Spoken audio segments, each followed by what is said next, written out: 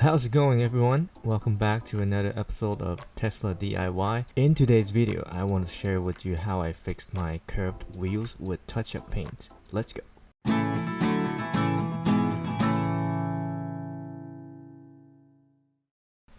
Like the most of you, I'm very specific in where I want to park my car in the public. My favorite spot in the parking lot to park is usually the end of the row where I'm next to the curb, and I try to park very close to the curb and away from the car next to me, and it helps me feels much better when I have to leave the car unattended. But there are times where I make mistake, and this is what happened. When I try to get too close to the curb, I accidentally curb the wheels. Yeah, I know it sucks, and you're watching this probably because this happened to you too.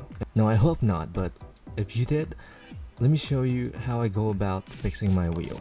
I'm gonna show you some of the items needed for this project. You're gonna need several different grades of sandpaper. My choice is, I believe, 800, 1000, and 1500. You're also gonna need a bottle of soap water, and you're gonna spray the wheels wet because we're gonna be wet sanding the wheel. And last and most importantly, you're gonna need this Dupli-Color touch-up paint.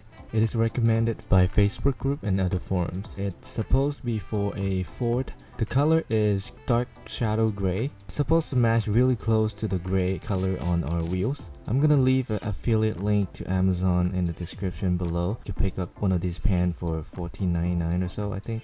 There's 3 applications to this pan. On the tip, there is this white chalk thingy. It's supposed to be for prepping the surface. Under the cap, you got this pan where you basically push in and then the paint's gonna come out. And this is for the main base coat gray color.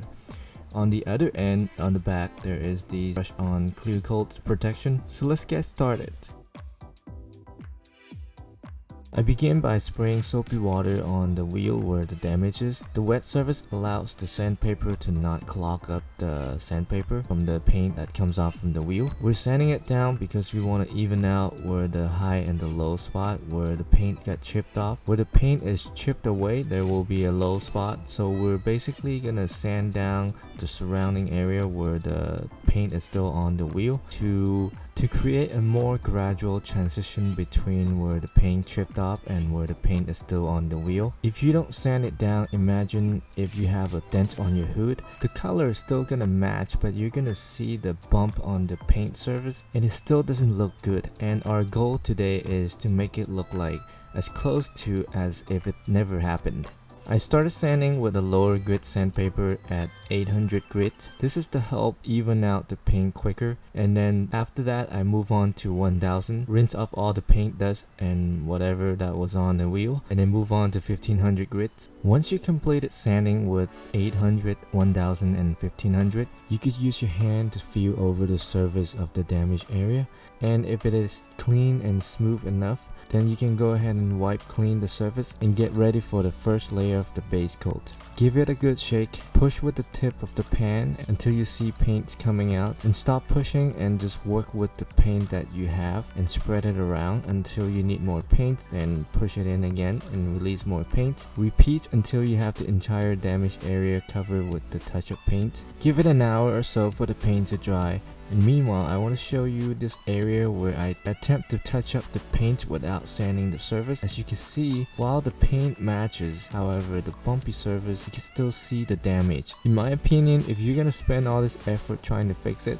might as well spend the extra couple minutes to sand it down and make it look right. Once the first layer of base coat is dried, I'm gonna spray the surface with the soapy water again, and this time I'm gonna go over the surface with 1000 grit. Carefully and not put too much pressure on the sandpaper, as you don't want to sand through the base coat. If you sand through the base coat, you would have to repeat the first step again. After carefully sanding it with 1000 grit, wipe it clean and see if you miss any spot. And if it all looks good, I'm gonna wet the surface again, and this time I'm gonna go over it really lightly with 1500 grit this time. And if after 1000 and 1500 grits of wet sanding, the surface looks good and there's no more damage shown, we can move on to the final step, which is to use the back of the pen and brush on the clear coat protection. And just like that, you have repaired your wheels somewhat properly for $14.99. And hopefully we're never gonna curb our wheels again. I'm by no means saying this is the best method to fix your wheels, however I do find this is the most cost efficient way to do it. If I really want to spend more money fixing it, I probably would buy the paint from Tesla, and then I would use a good can of clear coat to protect the paint. For clear coat, I recommend the 2K clear coat from SprayMax. I can leave a link in the description as well. If this video helps you in any way, please give me a thumbs up. Leave me a comment below and let me know what you think. And if you want to see more do-it-yourself video like these, consider subscribing to my channel for more contents like this. And before I go, I want to share with you some of my t-shirt design from Redbubble. I'll leave a link in the description. Please check them out, and if you like them, pick one up for yourself. And that's it for this video. I'll see you guys next time.